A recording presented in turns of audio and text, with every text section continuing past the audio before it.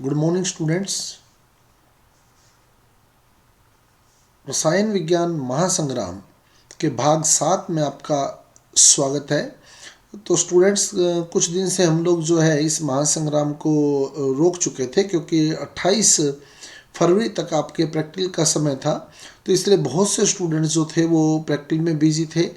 तो उनके भी मेरे पास मैसेज आए कि सर अभी आप जो है एक बार इसको रोक दें ताकि हम लोग प्रैक्टिकल से फ्री हो जाएं, फिर हम आपकी क्लास में लाइव जुड़ेंगे। तो उन्हीं स्टूडेंट्स को ध्यान में रखते हुए मैंने एक बार 28 फरवरी तक इस महासंग्राम को जो था वो स्टॉप कर दिया था। अब कल 1 तारीख को आपने रेस्ट कर लिया होगा, तो आज हम 2 तारीख सुबह पुनः आपके बीच उपस्थित हैं रसायन विज्ञान के महासंग्राम भाग 7 को लेकर। और भाग 7 में जो हमारा टॉपिक है उपसहसंयोजक यौगिक। स्टूडेंट्स, बता दूं मैं आपको, आपके साइंस स्टूडेंट्स के जो एग्ज़ाम है वो 4 अप्रैल से स्टार्ट हो रहे हैं। और हमारी जो योजना है महासंग्राम की, इसको हम लोग अभी विद इन 7 डेज और 8 डेज यानी 10 मार्च से पहले पहले इसको कंप्लीट कर देंगे। और उसके बाद मैंने आपको ऑब्जेक्टिव क्वेश्चन जो है वो भी सोल्व करवाने हैं। तो बहुत से और बहुत प्लान जो है मेरे पास आपके लिए उपलब्ध हैं, जो आपके मेरे यूट्यूब चैनल के थ्रू ही आप तक पहुंचते रहेंगे। आप लोग ज़्यादा से ज़्यादा शेयर कर दीजिए इस वीडियो को ताकि सभी विद्यार्थी जो हैं वो लाइव आ सकें और हम लोग जो है हमारी क्लास को स्टार्ट कर सके प्रॉपर वे में। तो स्टूडेंट्स, मैं बता दूं आपको, जो हमारा अगला रहेगा मोटिव आपके लिए वो ऑब्जेक्टिव क्वेश्चंस रहेंगे। ऑब्जेक्टिव क्वेश्चंस जिस जिस चैप्टर से आपके आने हैं, बोर्ड ने जो हमारा ब्लूप्रिंट जारी कर दिया है उसमें ऑब्जेक्टिव क्वेश्चन भी है, फिल इन द ब्लैंक्स भी हैं, तो वो भी हम लोग डिस्कस करेंगे। तो अब डिस्कस करते हैं हम हमारे आज के टॉपिक उपसहसंयोजक यौगिक को। तो सबसे पहले माध्यमिक शिक्षा बोर्ड 2012 के एग्जाम में जो क्वेश्चन पूछा गया, NiCl4-2 आयन अनुचुंबकीय है जबकि NiCN4-2 प्रतिचुंबकीय है, VBT के आधार पर स्पष्ट कीजिए। तो VBT में हम लोग संकरण करते हैं। तो निकिल जो है वो 28 नंबर पर आता है। तो आर्गन के 18 इलेक्ट्रॉन हो गए, 4s के 2 18 और 2 20 और 3d के 8 28। अब यहाँ Ni पर जब आप आवेश हल करेंगे, Ni का जब आवेश निकालेंगे तो +2 आएगा। +2 का मतलब इसने 2 इलेक्ट्रॉन त्याग दिए हैं और वो s वाले 2 इलेक्ट्रॉन ये त्याग देता है, तो 4s में 0 इलेक्ट्रॉन हो जाता है। यानी 3d में रहते हैं 8 इलेक्ट्रॉन। 3d में 8 इलेक्ट्रॉन रहते हैं। तो 3d में 8 इलेक्ट्रॉन आपने भर देने हैं। 1 2 3 4 5 6 7 8, ये हो गया 3d के 8 हो गए। अब आप देखें तो Cl जो है वो 4 हैं, Cl4 दिए हुए हैं क्वेश्चन में, Cl4। इसका मतलब 4 लिगैंड यहाँ जुड़े हैं। तो जितने लिगैंड जुड़े होते हैं उतने ही खाली कक्षक आपको चाहिए होते हैं। खाली कक्षक आपको चाहिए होते हैं। और लिगैंड Cl है तो Cl लिगैंड जो है वो इलेक्ट्रॉन के जोड़े नहीं बनाता, पेयरिंग नहीं करता, क्योंकि दुर्बल लिगैंड है ये, इसलिए Cl- इलेक्ट्रॉन के जोड़े नहीं बनाएगा। तो हमें 4 खाली कक्षक लेने हैं, तो हम 3d के अगले 4 खाली कक्षक लेंगे। तो 4s आ जाएगा, उसके बाद 4s के बाद आ जाएगा 4p। तो 4s और 4p में 4 खाली कक्षक आ चुके हैं। तो ये संकरण बन जाएगा इसका 4 खाली कक्षक वाला sp3 संकरण। sp3 संकरण तो आकृति लिखनी है, तो चतुष्फल की आकृति हो जाएगी, sp3 संकरण है तो। अब चतुष्फल की आकृति आप बना भी दें। NiCl4 है तो इसके साथ 4 Cl आप जोड़ दें, 1 2 3 4 और ओवरऑल चार्ज लगा दें -2। NiCl4 -2, sp3 संकरण आ गया। अब ये जो आप देख रहे हैं, इस Ni के पास 2 अयुग्मित इलेक्ट्रॉन उपलब्ध हैं। तो यहाँ आप लिख दें अयुग्मित इलेक्ट्रॉन उपस्थित, इसलिए यौगिक अणुचुंबकीय है। अयुग्मित इलेक्ट्रॉन है तो अणुचुंबकीय है। और अगर चुंबकीय आघूर्ण की गणना आप करना चाहते हैं तो आप सूत्र लगाएं, μ बराबर √n+2, जहाँ n जो होता है वो अयुग्मित इलेक्ट्रॉन की संख्या होती है। तो यहाँ आपके पास 2 अयुग्मित इलेक्ट्रॉन उपलब्ध हैं, तो आप n का मान 2 रख दें, तो आपके पास बन जाएगा √2 2 + 2 यानी √8 BM बोहर मैग्नेटोन। तो ये NiCl4-2 आयन अनुचुंबकीय हो गया। अब इसमें और दिया NiCN4-2, तो Cn एक प्रबल लिगैंड है जो इलेक्ट्रॉन के जोड़े बना देता है। अब सेम केस NiCN4-2 से NiCN4-2, Ni जो है वो 28 नंबर पर आता है, तो आर्गन के 18, 4s के 2 20 और 3d के 8 28। अब Ni पे जब आप आवेश हल करेंगे तो +2 आएगा। +2 का मतलब ये 2 इलेक्ट्रॉन त्याग देगा, तो ये 4s वाले इसने 2 इलेक्ट्रॉन त्याग दिए। 3d में 8, तो 3d में 8 इलेक्ट्रॉन दिखा दें। 4s खाली है, 4s खाली है, 3d में 8 इलेक्ट्रॉन दिखाने 1 2 3 4 5 6 7 8। अब Cn क्या करेगा, इलेक्ट्रॉन के जोड़े बना देगा। ठीक है, तो ये आप नीचे लिख दें इसके 3d 4s। अगला स्टेप फिर दिखाएं जिसमें इलेक्ट्रॉन के जोड़े बने हुए हों। तो 3d में 5 कक्षक हैं, फिर 4s, तो ये 3d ये 4s। अब 3d में इलेक्ट्रॉन के जोड़े बने हुए दिखाएं 2 2 4 2 6 2 8। तो ये इलेक्ट्रॉन के जोड़े बन गए यहाँ, और ये खाली रह गया d। अब टोटल Cn कितने, 4 लिगैंड, तो 4 कक्षक खाली चाहिए। अभी कितने हैं, एक 3d का एक 4s का, 2 खाली आ गए, तो 2 अभी और चाहिए आपको। तो आप 4s से अगला ले लें 4p 4p। अब 4 कक्षक खाली गिन के निकाल लें, तो आपके पास 4 कक्षक निकल जाएंगे। ये 3d का एक है d, फिर s का एक है 4s का s, p के 2 हैं तो p2 dsp2 संकरण। और dsp2 संकरण होता है तो आकृति होती है वर्ग समतलीय, वर्ग समतलीय आकृति होती है। अब वर्ग समतलीय आकृति अगर आप बनाना चाहते हैं तो Ni के साथ 4 Cn जोड़ें, वर्गाकार आकृति में 1 Cn 2 Cn 3 Cn 4 Cn, overall charge लगा दें -2। और यहाँ क्लियर कर दें आप कि Ni के पास कोई भी अयुग्मित इलेक्ट्रॉन उपस्थित नहीं है, केंद्रीय धातु के पास कोई भी अयुग्मित इलेक्ट्रॉन उपस्थित नहीं है।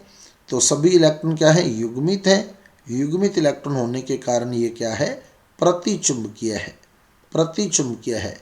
तो ये प्रतिचुंबकीय होगा। अब इसका चुंबकीय घूर्ण निकाल के दिखा सकते हैं, म्यू बराबर √n+2, जहाँ n क्या होता है, अयुग्मित इलेक्ट्रॉन की संख्या, और अभी जो अयुग्मित इलेक्ट्रॉन है वो 0 है, तो म्यू बराबर भी 0 आ जाएगा। अतः चुंबकीय घूर्ण 0 है, इसलिए ये प्रतिचुंबकीय है। तो ये आपके फर्स्ट क्वेश्चन का आंसर होगा 2012 के एग्जाम से। अगला क्वेश्चन COEN की ट्वाइस Cl2 का UPSC नाम लिखना है। तो ध्यान रखें ब्रैकेट में पीछे से आगे की ओर आए। पहले तो बड़ा ब्रैकेट कंसीडर कर लें, जैसे ये बड़ा ब्रैकेट है, बड़े ब्रैकेट से पहले कुछ लिखा होता तो लिख देते, अब नहीं लिखा तो ब्रैकेट में पीछे से आगे की ओर आ जाएं। ठीक है, वैसे अंग्रेजी वर्णमाला में लिखने होते हैं लिगैंड, पर आप लोग पीछे से आगे की ओर आए तो बाद में अंग्रेजी वर्णमाला सेट करनी बहुत ईजी हो जाती है। तो अब हम लोग पीछे से आगे की ओर अगर आ रहे हैं तो हम लोग क्या देख रहे हैं, पीछे से आगे की ओर आने पर सबसे पहले 2 आया, 2 देखो यहाँ मैं बिल्कुल आराम से आपको क्लियर करूँगा। तो सबसे पहले क्या आया, 2 आया, 2 का क्या लगा होगा, डाई Cl लिगैंड है, क्लोरिडो, डाई क्लोरिडो। फिर En क्या है, एथेन-1,2 डाईमीन, ये 2 हैं, और क्योंकि लिगैंड के नाम में डाई आ रहा है, En एथेन-1,2 डाईमीन, तो इसकी संख्या के लिए 2 के लिए हम लोग बिस यूज़ करते हैं। बिस ब्रैकेट में एथेन-1,2 डाईमीन, ब्रैकेट में आ जाएगा एथेन-1,2 डाईमीन। अगर लिगैंड के नाम में ही डाई ट्राई आ जाए तो हम 2 के लिए बिस यूज़ करते हैं, एथेन-1,2 डाईमीन। अब धातु कौन सा है, CO का आ गया कोबाल्ट, और यहाँ धातु की ऑक्सीकरण अवस्था अगर आप निकालते तो आएगी सेकंड, तो कोबाल्ट सेकंड बनेगा, कोबाल्ट सेकंड। तो डाई क्लोरिडो बिस एथेन-1,2 डाईमीन, कोबाल्ट सेकंड। अगला क्वेश्चन, अगले का भी IUPAC नाम लिखना है, तो बड़ा ब्रैकेट देखें, बड़े ब्रैकेट से पहले K है तो आप पोटेशियम लिख दें, पोटेशियम। अब ब्रैकेट में पीछे से आगे की ओर चलें, 6 का क्या आएगा, हेक्सा, Cn का क्या आएगा, साइनो, और क्योंकि ब्रैकेट नेगेटिव चार्ज है तो Fe को फेरेट बोलेंगे, फेरेट, और ब्रैकेट में Fe की ऑक्सीकरण अवस्था लगा दें तो यहाँ सोल्व करने पर आप देखेंगे थर्ड आएगी, तो ferret third, potassium hexacyanoferrate third, ये इसका नाम बन जाएगा। अब चलते हैं माध्यमिक शिक्षा बोर्ड 2013 के क्वेश्चन पर।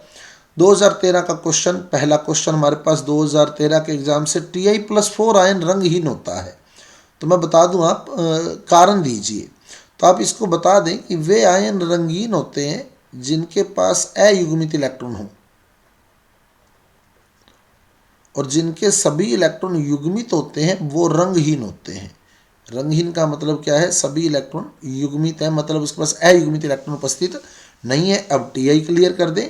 Ti जो है वो 22 नंबर पे आता है, तो आर्गन के 18, 4s के 2 20 और 3d के 2 22। अब क्योंकि Ti+4 है, +4 का मतलब इसने 4 इलेक्ट्रॉन त्याग दिए, तो 2 इलेक्ट्रॉन इस s के और 2 इलेक्ट्रॉन d के इसने त्याग दिए, तो अब इसके पास कोई भी इलेक्ट्रॉन अयुग्मित नहीं बचा। जब अयुग्मित इलेक्ट्रॉन नहीं बचा तो ये क्या हो जाएगा? रंगहीन। तो अयुग्मित इलेक्ट्रॉन की अनुपस्थिति के कारण ये रंगहीन है। अगला क्वेश्चन, उभयदंतुक लिगैंड का एक उदाहरण लिखिए, बताइए कि क्यों उभयदंती लिगैंड कहलाता है। उभयदंती लिगैंड जो है Cn- हो सकता है, NO2- हो सकता है, SCN- हो सकता है। ठीक है, इनमें से कोई भी आप जो है उभयदंती लिगैंड का उदाहरण दे सकते हैं। क्योंकि अब जैसे Cn- है तो आप क्लियर करें कि Cn- एक उभयदंती लिगैंड है, क्योंकि Cn- में C भी इलेक्ट्रॉन दान करने की स्थिति में और N भी इलेक्ट्रॉन दान करने की स्थिति में दोनों परमाणु इलेक्ट्रॉन दान कर सकते हैं, परंतु एक समय में एक ही परमाणु इलेक्ट्रॉन दान करता है। यानी यूं भी लिख सकते हैं आप, Cn- में 2 दाता परमाणु हैं, परंतु एक समय में एक ही दाता परमाणु उपसय सूचक बंध का निर्माण करता है, इसलिए Cn- उभयदंती लिगैंड कहलाता है। क्योंकि उभयदंती लिगैंड वे लिगैंड होते हैं जिनके पास 2 दाता परमाणु हैं, परंतु एक समय में एक ही दाता परमाणु जो होता है वो धातु के साथ उपसय सूचक बंध का निर्माण करता है। अगला क्वेश्चन, संकुल यौगिक K3FeC2O4 में केंद्रीय धातु परमाणु की ऑक्सीकरण संख्या, तो Fe की ऑक्सीकरण संख्या निकालनी है आपने, x मानकर आप इसको हल करेंगे। तो जब आप इसको हल करेंगे तो हल करने के बाद आपके पास ये +3 आ जाएगी। x मान के हल करें, मैं क्लियर कर देता हूँ आपको कैसे। K पर चार्ज होता है +1, तो 3 K है तो +3, Fe का माना x, C2O4 ऑक्जेलेटो है, ऑक्जेलेटो पे -2 आवेश होता है, 3 ऑक्जेलेटो है तो -6 है, पूरे पे आवेश 0, तो ये बना x - 3 बराबर 0। पक्षांतरण करेंगे तो x बराबर +3, यानी कि परमाणु की ऑक्सीकरण अवस्था +3 आ गई। और क्या बतानी है? उपसय सूजन संख्या बतानी है। उपसय सूजन संख्या क्या होती है? उपसय सूचक बंधों की संख्या होती है। C2O4 जो है वो एक द्विदंतुक लिगैंड है, और द्विदंतुक लिगैंड जो होता है वो 2 बंध बनाता है, तो उपसय संख्या 3 लिगैंड है तो 6 बंध बन जाएंगे। तो इस प्रकार उपसय सूजन संख्या जो है वो 6 आ जाएगी। तो ये स्टूडेंट हमारा क्वेश्चन हुआ ऑक्सीकरण संख्या और उपसय सूजन संख्या का। तो एक बार मैं फिर रिक्वेस्ट करूंगा आपसे कि ज़्यादा से ज़्यादा इस वीडियो को शेयर कर दें, क्योंकि बहुत ही कम स्टूडेंट्स जो हैं अभी लाइव जुड़े हुए हैं आज। तो आप ज़्यादा से ज़्यादा इस वीडियो को शेयर करें ताकि सभी स्टूडेंट जो है इसका बेनिफिट ले सकें। अब मूव करते हैं हम अगले क्वेश्चन पर।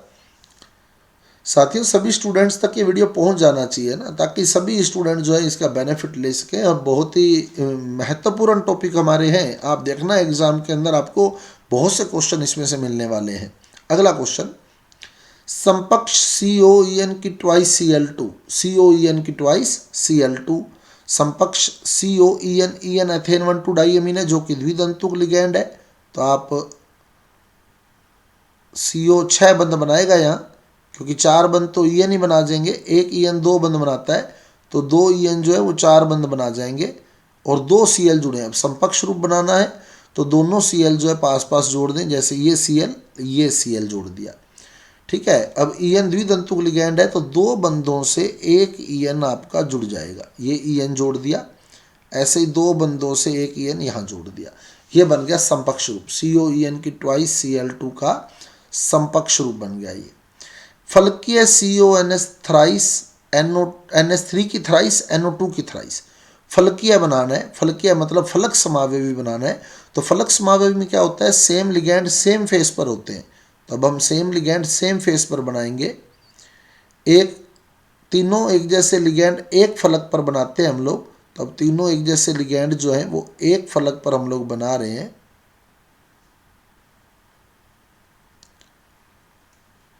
NH3 NH3 NH3 NO2 NO2 NO2। अब ये तीन तीन लिगैंड हमने, अब एक जैसे लिगैंड एक फलक पर है। फलक में आपको क्लियर कर दूं, दो कॉर्नर, एक ऊपर वाला या नीचे वाला लिगैंड, जैसे भी NH3 है, तीसरा NH3 ये रहा, तो ये तीनों मिलकर एक फलक बना देंगे। यहाँ देखना, अभी ये फलक आपको क्लियर कर देता हूँ मैं। देखो ये एक फलक बन गई, ये सेम लिगैंड सेम फलक पर आ गए, तो ये फलकीय समावेवी होता है जब एक जैसे लिगैंड एक ही फलक पर आ जाते हैं। ऐसे ही दो लिगैंड बीच वाले जो लगातार होने चाहिए बीच में, और एक लिगैंड नीचे वाला, ये भी एक फलक बना देते हैं, तो ये एक फलक बन गई। तो इस तरह से ये फलक समावेवी का चित्र बन जाता है। तो ये बन गया फलकीय समावेवी, जिसमें सेम लिगैंड सेम फेस के ऊपर है, सेम लिगैंड सेम फेस के ऊपर है। नेक्स्ट क्वेश्चन 2014 के एग्जाम में जो आपसे पूछे गए, धातुओं के शुद्धिकरण में उपसंयोजक यौगिकों का अनुप्रयोग का एक उपसंयोजक यौगिकों के अनुप्रयोग को एक उदाहरण द्वारा समझाइए। धातुओं के शुद्धिकरण में उपसंयोजक यौगिकों के अनुप्रयोग को एक उदाहरण द्वारा समझाइए। तो ये मांड प्रक्रम आप उदाहरण ले सकते हैं। यहाँ ये हमने धातु कर्मकी वाले चैप्टर में भी पढ़ा है। Ni+4CO = NiCO4 ये बन जाता है यहाँ उपसंयोजक यौगिक। अब इसको गर्म करते हो तो ये Na+4CO में टूट जाता है। इसके नीचे लिख दें शुद्ध, और पहले वाला जो Na था वो था अशुद्ध। तो इस तरह से ये क्वेश्चन आपका हो गया। नेक्स्ट क्वेश्चन बहुत आसान क्वेश्चन है, और स्टूडेंट्स आपके लिए जो मेरी ऐप पर जो भी स्टूडेंट्स हैं जुड़ना चाहते हैं वो जुड़ सकते हैं। ओनली 99 रुपीज़ कम्प्लीट केमिस्ट्री का कर दिया गया। लेना ज़रूरी नहीं है आप लोगों के लिए, ये फ्री ऑफ कॉस्ट रहेगा। आपका जो महासंग्राम है इसका मैं कोई भी वीडियो जो है मेरी ऐप पर उपलब्ध नहीं है। ये यूट्यूब पर ये फुल फ्लैश कोई भी वीडियो इसका ऐप पर आपको नहीं मिलने वाला है महासंग्राम का। हाँ, कोई स्टूडेंट क्लास अगर कंटिन्यू सारे चैप्टर की क्लास लेना चाहता है तो वो ज्वाइन कर सकता है, वो भी नेसेसरी नहीं है। इंपॉर्टेंट क्वेश्चन आपके यूट्यूब पर चलते रहेंगे। अब चलते हैं अगले क्वेश्चन पर। उपसंयोजन यौगिक AgNH3 ट्वाइस AgCN ट्वाइस का IUPAC नाम लिखिए। तो पहले AgNH3 की ट्वाइस लिख दो, फिर AgCN की ट्वाइस लिख दो। ब्रैकेट में पीछे से आगे की ओर ही चलना है। तो 2 के लिए क्या आया डाई, NH3 का क्या आएगा एमीन, Ag क्योंकि ब्रैकेट प्लस का है इसलिए सिल्वर, और सिल्वर की ब्रैकेट में सिल्वर की ऑक्सीकरण अवस्था फर्स्ट। अब दूसरे ब्रैकेट को लिखोगे तो 2 का डाई, CN का साइनो, Ag का अर्जेंटेट, अब ब्रैकेट में इसकी ऑक्सीकरण अवस्था first. Di amine silver first, di cyano argentate first. तो ये आपके पास क्वेश्चन का आंसर आ जाएगा, IUPAC नाम। अगला क्वेश्चन, द्विलवण तथा संकुल लवण में एक अंतर समझाते हुए। तो द्विलवण क्या होता है? द्विलवण 2 साधारण लवणों से बना होता है जो जल में अपने आयनों में टूट जाता है, अपने आयनों में टूट जाता है। परंतु संकुल लवण जो होता है वो अपने आयनों में वियोजित नहीं होता। संकुल लवण अपने आयनों में वियोजित नहीं होता। तो ये तो अंतर बन गया इसका। एक एक उदाहरण लेना है तो द्विलवण का उदाहरण आप दे सकते हैं मोहर लवण, बहुत ही इंपॉर्टेंट क्वेश्चन है, शॉर्ट में FAS बोलते हैं। बहुत ही इंपॉर्टेंट क्वेश्चन है। मोहर लवण का अकेला सूत्र भी आपसे पूछा जा सकता है, FeSO4.NH4 की ट्वाइस SO4.6H2O। और संकुल लवण आपको पेपर में कहीं ना कहीं मिल जाएगा। आप चैप्टर जैसे मान लो इसी आप पेपर में फोकस रखना, अगर आपको संकुल लवण का उदाहरण लिखना नहीं आता है तो कोई ना कोई एग्जाम्पल आपको हर साल आता है। कोई साल ऐसा नहीं है जब संकुल लवण ना लिखा हो। देखो जैसे पहले साल में आए 2012 में तो ये संकुल लवण लिखे हुए हैं, ठीक है। दूसरे साल में आओगे तो ये संकुल लिखा हुआ है, ये संकुल लिखा हुआ है, बहुत सारे संकुल लिखे हुए हैं। देखो तीसरे में आओगे तो ये लिखा हुआ संकुल, तो इसी में से एक उठा के लिख दें। अगर बनाना आता है तो ठीक है, नहीं तो संकुल लवण का उदाहरण इसी में से कोई ना कोई उठा के लिख दे, इस चैप्टर में ही आया होगा। K3FeCN6, K4FeCN6, वो सोचने की जरूरत नहीं है आपको, इस चैप्टर में आपको कहीं ना कहीं मिल जाएगा क्वेश्चन में, ठीक है। अब चलते हैं आगे। इस बार तो ऑब्जेक्टिव भी आने हैं, तो ऑब्जेक्टिव में भी ऑप्शन आने हैं, तो हो सकता है आपको ऑप्शन में कोई ना कोई नाम मिल जाए। अगला क्वेश्चन माध्यमिक शिक्षा बोर्ड 2015 में जो आया हुआ है, COH2O4 Br2Cl के आयनन समावेवी का सूत्र लिखिए। अब आयनन समावेवी के बारे में बता दूं मैं आपको। आयनन समावेवी जो आयन अलग अलग देते हैं, इसको बनाने का एक सिंपल सा तरीका होता है, बाहर जो दिया है उसको अंदर कर देना ब्रैकेट के, और अंदर से एक निकाल के बाहर कर देना, बस, तो इसका समावेवी बन जाएगा। तो ये बन जाएगा CrH2O4, अंदर 2 Br थे तो एक Br हमने बाहर कर दिया, एक Br अंदर रह गया, और Cl अंदर आ गया, Br बाहर ले गए, तो ये इसका आयनन समावेवी बन गया। अगला क्वेश्चन, मर्क्यूरी टेट्राथायोसाइनेटो कोबाल्टेट थर्ड उपसंयोजक यौगिक का सूत्र लिखना है अपने को। तो मर्क्यूरी Hg+2 हो गया, अब ब्रैकेट कोबाल्टेट CO हो गया, थायोसाइनेटो SCN हो गया, SCN थायोसाइनेटो बोलते हैं, SCN को, टेट्रा यानी 4 हो गया, टेट्रा 4 हो गया, ब्रैकेट बंद करेंगे। अब इसकी ऑक्सीकरण अवस्था निकालेंगे, ब्रैकेट पे आवेश निकालेंगे। कोबाल्ट की आपको +3 बताई हुई है, थर्ड बताया हुआ है, कोबाल्टेट थर्ड है, +3 है। SCN पे -1 होता है, क्योंकि 4 SCN है तो माइनस का 4 हो गया, +3 -4 माइनस का 1 बनेगा, -1। अब आप क्या करें, इसके ऊपर 1 है वो इसके पैर में ले आए, इसके ऊपर जो 2 है वो इसके पैर में ले जाएं, तो सूत्र बन जाएगा Hg 1 आ गया, COSCN4, और इसके पैर में Hg का आवेश ट्वाइस, तो ये यौगिक का सूत्र बन गया HgCOSCN4 की ट्वाइस। अगला क्वेश्चन, संयोजकता बंध के आधार पर स्पष्ट कीजिए कि NiCN4-2 एक निम्न परचक्रण संकुल आयन है। निम्न परचक्रण संकुल आयन है, ये VBT के आधार पर अपने को स्पष्ट करना है। निम्न परचक्रण संकुल आयन है, लो स्पिन कॉम्प्लेक्स है, मतलब कि, तो इसमें क्या होता है, देखो 2 तरह के कॉम्प्लेक्स होते हैं, एक तो उच्च चक्रण संकुल, एक निम्न चक्रण संकुल। तो जिसमें इलेक्ट्रॉन का युग्मन हो जाता है ना, वो निम्न चक्रण संकुल होते हैं। तो आप क्या करें, हमने पहले भी NiCN4 पढ़ा है, वही NiCN4 सारा बनाएंगे आप, सेम Ni+2 सेम आ जाएगा, ये पहले क्वेश्चन में जो हमने पढ़ा, D8 आ जाएगा, सारा आ जाएगा, ये इलेक्ट्रॉन के जोड़े बन जाएंगे, संकरण बता दें, वर्ग समतुल्य बता दें, चुंबकीय आघूर्ण निकाल दें, हम नीचे लिख दें, एक लाइन लिख दें, क्योंकि इस संकुल में इलेक्ट्रॉन का युग्मन हुआ है, इलेक्ट्रॉन का युग्मन हुआ है, अतः यह संकुल जो है एक निम्न परचक्रण संकुल है। जिसमें इलेक्ट्रॉन का युग्मन हो जाता है वो निम्न परचक्रण संकुल ही होते हैं। तो ये एक निम्न परचक्रण संकुल आयन बन जाएगा, क्योंकि इसमें इलेक्ट्रॉन का युग्मन हुआ है। VBT पूरी करेंगे आप, जो हमने पहले क्वेश्चन में की है। जो स्टूडेंट लेट जुड़े हैं वो हमारी क्लास ख़त्म होने के बाद इस वीडियो को फिर देखें, तो फर्स्ट क्वेश्चन आपको ये मिल जाएगा, इसको मैं एक्सप्लेन कर चुका हूँ। अगले क्वेश्चन में चलते हैं। अगला क्वेश्चन क्या कहता है, 2016 के एग्ज़ाम में जो आया अगला क्वेश्चन, 2016 के एग्ज़ाम में आया हुआ क्वेश्चन देखें आप।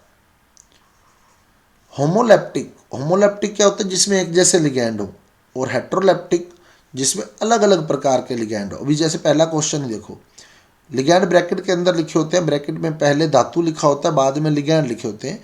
तो यहाँ 6 CN लिखे, 6 के 6 लिगैंड सेम है, तो ये होमोलैप्टिक है, होमोलैप्टिक। दूसरा देखोगे तो 5 NH3 1 CO3 अलग अलग हैं, तो ये हेट्रोलैप्टिक हो गया, हेट्रोलैप्टिक। तीसरा देखोगे चारों के चारों OH लगे, होमोलैप्टिक हो गया, होमोलैप्टिक। चौथा देखोगे तो 2 NH3 1 Cl 1 NO2 अलग अलग है, तो ये हेट्रोलैप्टिक हो गया, हेट्रोलैप्टिक। तो ये आपके पास चारों होमोलैप्टिक और हेट्रोलैप्टिक छंट जाएंगे। अगला क्वेश्चन, TiH2O6 संकुल के बैंगनी रंग की व्याख्या क्रिस्टल क्षेत्र सिद्धांत के आधार पर कीजिए। तो सबसे पहले Ti +3 है यहाँ, Ti+3, TiH2O6+3 में Ti पर आवेश निकालेंगे तो +3 है। पहले तो आपको पता होना चाहिए टाइटेनियम जो 22 नंबर पर आता है, हम लोग ऊपर भी डिस्कस कर चुके हैं।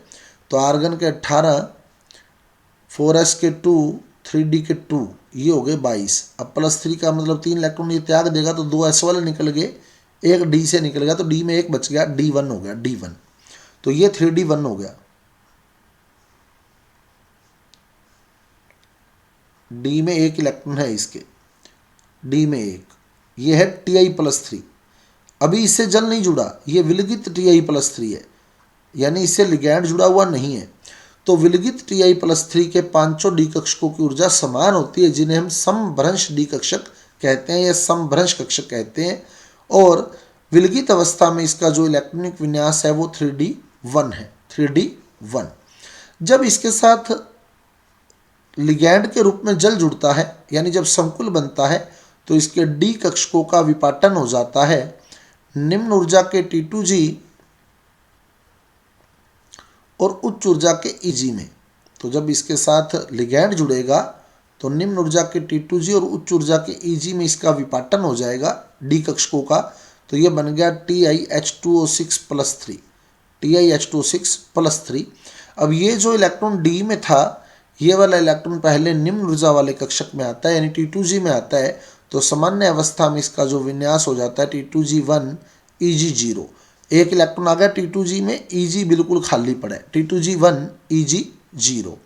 जब इस संकुल पर हम दृश्य प्रकाश गिराते हैं तो यह उसमें से 498 नैनोमीटर हरे रंग के प्रकाश का अवशोषण कर लेता है, हरे रंग का अवशोषण कर लेता है और इसका इलेक्ट्रॉन उत्तेजित होकर Eg में चला जाता है। और इलेक्ट्रॉन का T2G से Eg में जाना dd संक्रमण कहलाता है। इलेक्ट्रॉन का T2G से निकलकर Eg में जाना dd संक्रमण कहलाता है। तो इलेक्ट्रॉन T2G से निकलकर कहाँ चला गया, Eg में। इलेक्ट्रॉन का T2G से निकलकर Eg में जाना dd संक्रमण कहलाता है। तो उत्तेजित अवस्था में जो इसका विन्यास होता है, इलेक्ट्रॉनिक विन्यास, वो हो जाता है T2G0 Eg1, T2G0 Eg1। और इलेक्ट्रॉन का T2G से Eg में जाना ही dd संक्रमण कहलाता है। और जब यह इलेक्ट्रॉन वापस अपनी सामान्य अवस्था में आता है तो यह हरे के पूरक बैंगनी रंग का उत्सर्जन करता है, अतः यह संकुल हमें बैंगनी रंग का दिखाई देता है। तो ये बैंगनी रंग की व्याख्या थ्योरी मैंने बोल दी है, साथ साथ चित्र आप बनाकर जरूर है, डायग्राम से सारी बात क्लियर हो जाती है। तो मैं रिपीट कर देता हूँ। विलगित अवस्था में Ti+3 का विन्यास 3d1 होता है, पांचों डी कक्षकों की ऊर्जा समान होती है, जिन्हें समभ्रंश कक्षक कहते हैं। जब संकुल TiH2O6+3 बनता है तो इसके डी कक्षकों का दो भिन्न भिन्न ऊर्जा स्तरों पर विपाटन हो जाता है, निम्न ऊर्जा के T2G, उच्च ऊर्जा के Eg। और सामान्य अवस्था में यह इलेक्ट्रॉन T2G में प्रवेश करता है, तो ये T2G में प्रवेश कर गया तो सामान्य अवस्था में इसका इलेक्ट्रॉनिक विन्यास T2G1 Eg0 होता है। जब इस संकुल पर TiH2O6+3 संकुल पर दृश्य प्रकाश गिराया जाता है तो यह संकुल उसमें से 498 नैनोमीटर हरे रंग के प्रकाश का अवशोषण कर लेता है और इसका इलेक्ट्रॉन उत्तेजित होकर Eg में चला जाता है। और इलेक्ट्रॉन का T2G से Eg में जाना ही dd संक्रमण कहलाता है। और dd संक्रमण ही रंग के लिए उत्तरदायी होता है। और ये इलेक्ट्रॉन हमेशा उत्तेजित नहीं रहेगा, जब वापस अपनी सामान्य अवस्था में आएगा तो अवशोषित प्रकाश के पूरक बैंगनी रंग का उत्सर्जन करेगा, अतः यह संकुल हमें बैंगनी रंग का दिखाई देगा। अगला क्वेश्चन, वर्नर सिद्धांत में प्रस्तावित धातु की प्राथमिक व द्वितीयक संयोजकता को परिभाषित कीजिए। तो प्राथमिक संयोजकता, धातु की प्राथमिक संयोजकता उसकी ऑक्सीकरण संख्या, धातु की ऑक्सीकरण संख्या ही उसकी प्राथमिक संयोजकता कहलाती है। धातु की ऑक्सीकरण संख्या, धातु पर कितना आवेश है, वही उसकी प्राथमिक संयोजकता होती है। और धातु की उपसहसंयोजन संख्या का जो मान होता है ना, वो उसकी द्वितीयक संयोजकता कहलाता है। यानी धातु ने कितने उपसहसंयोजक बंध बना रखे हैं लिगैंड के साथ, वो उसकी द्वितीयक संयोजकता होती है। तो ये प्राथमिक और द्वितीयक संयोजकता परिभाषा निकल गई। धातु की ऑक्सीकरण संख्या उसकी प्राथमिक संयोजकता कहलाती है तथा धातु की उपसहसंयोजन संख्या उसकी द्वितीयक संयोजकता कहलाती है। जैसे अभी देख लें यहाँ अगले क्वेश्चन में कोबाल्ट की प्राथमिक संयोजकता बतानी है, मतलब कोबाल्ट पर आवेश बताना है। x मान के आप हल करेंगे तो +3 आ जाएगा, तो प्राथमिक संयोजकता 3 लिख दें। द्वितीयक संयोजकता उपसहसंयोजक बंधों की संख्या होती है, NH3 लिगैंड जुड़े हैं, 6 NH3 जुड़े, अतः द्वितीयक संयोजकता का मान 6 हो जाएगा। तो इस तरह ये प्राथमिक और द्वितीयक संयोजकता सोल्व हो जाती है हमारे पास। अगला क्वेश्चन, NiCO4 तथा CrCO6 का संरचनात्मक सूत्र लिखिए। तो NiCO4 जो है चतुष्फलक की आकृति रखता है और CrCO6 जो है वो अष्टफलक की आकृति रखता है। तो NiCO4 आप लोग ड्रॉ कर दें, चतुष्फलक की शेप बना दें इसकी।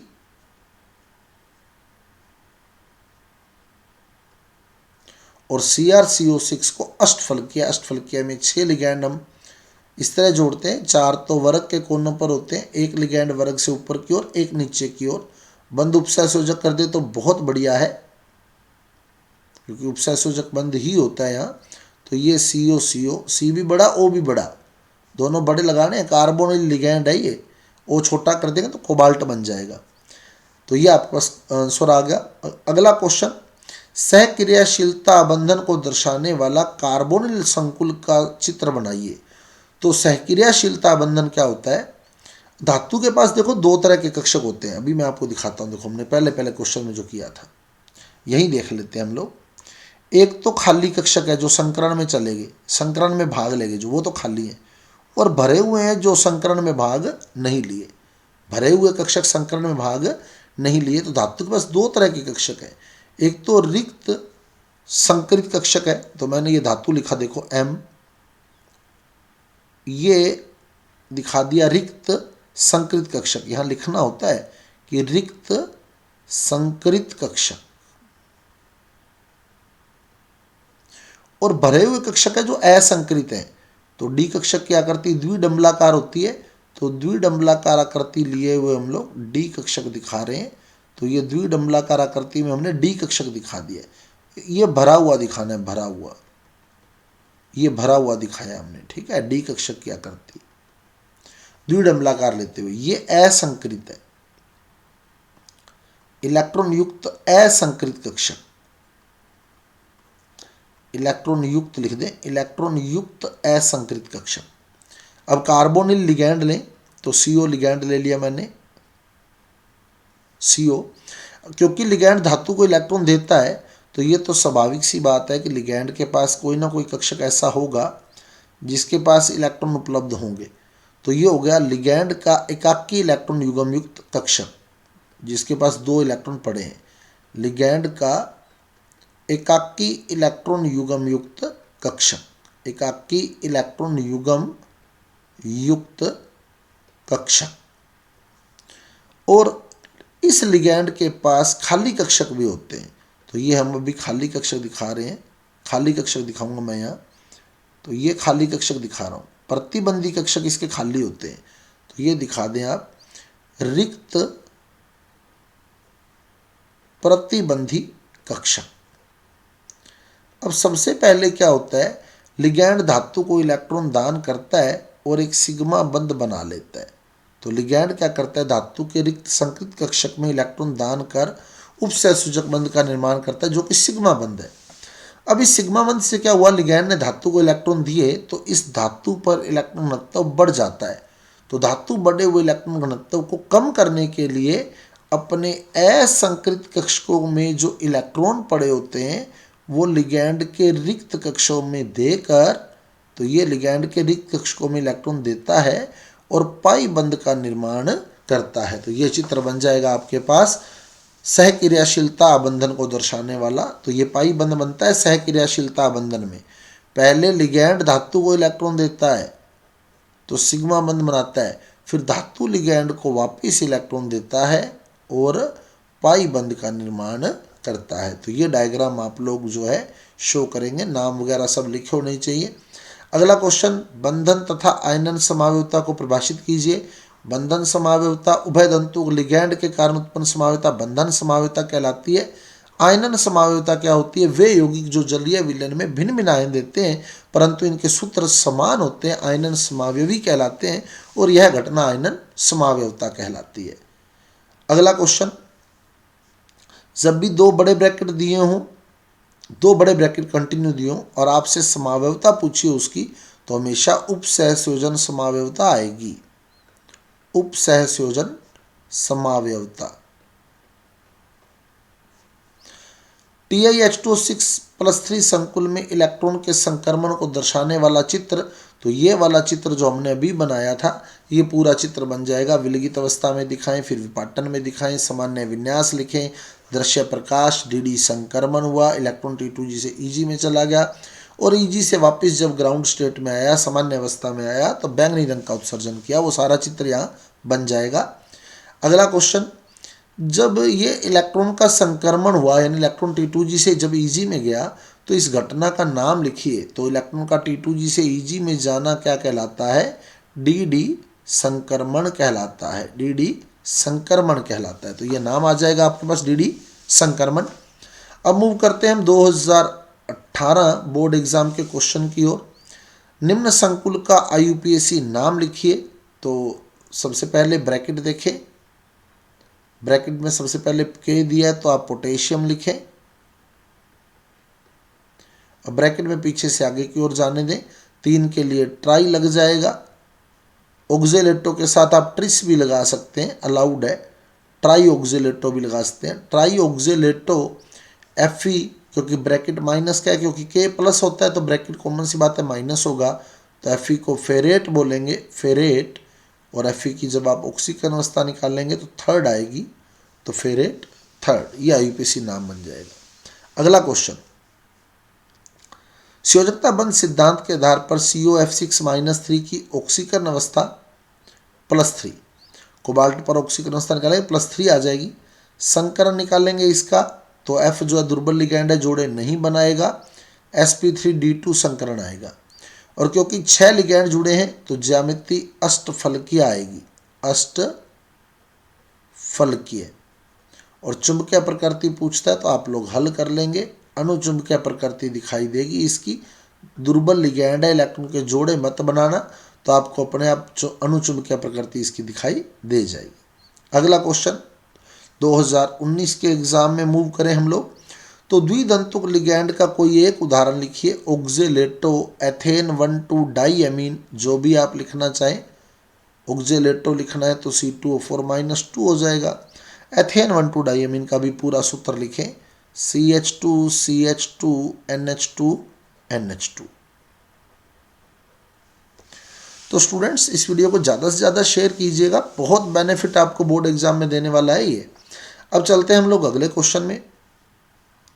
निम्नलिखित संकुल में केंद्रीय धातु आयन की ऑक्सीकरण अवस्था तथा उपसंयोजन संख्या का मान लिखिए।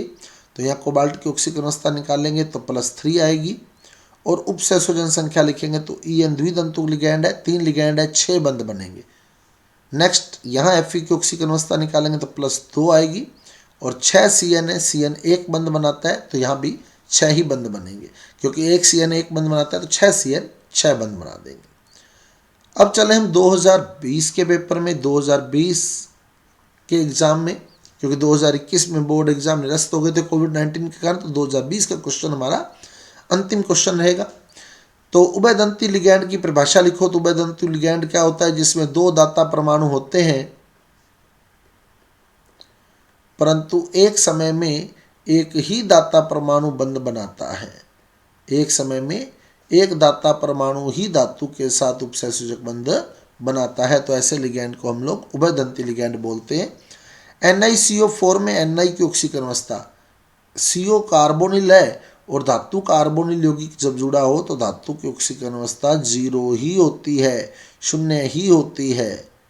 ठीक है, तो जब भी कार्बोनिल लिगैंड आपको जुड़ा हुआ दे दे तो धातु की ऑक्सीकरण अवस्था 0 हो जाएगी। अगला क्वेश्चन, K3FeC2O4 की थ्राइस संकुल का IUPAC नाम लिखिए। तो K का आ जाएगा पोटेशियम, ब्रैकेट में पीछे से आगे की ओर चलने दे। 3 का ट्राई या ट्रिस ऑक्जेलेटो है लिगैंड, तो ट्राई ऑक्जेलेटो Fe फेरेट हो गया थर्ड, पोटेशियम ट्राई ऑक्जेलेटो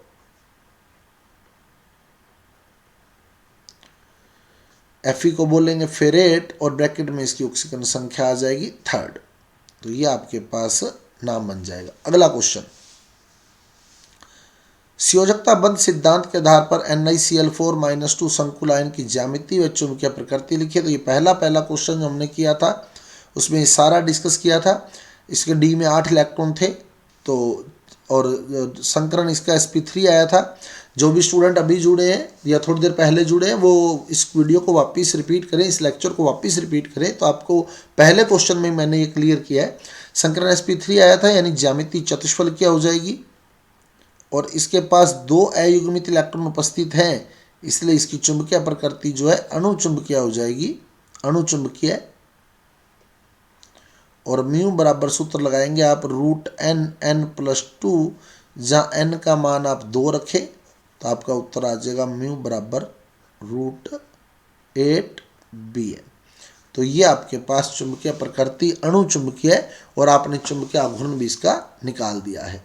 तो ये था स्टूडेंट आपके उपसेल सूचक यौगिक टॉपिक, जिसमें हमने 2012 से 2020 के क्वेश्चन डिस्कस किए हैं महासंग्राम से। उम्मीद करता हूँ आपको मेरा जो ये स्ट्रेटजी आपके लिए बनाई गई है आपको आपके लिए बेनिफिशियल लग रही होगी।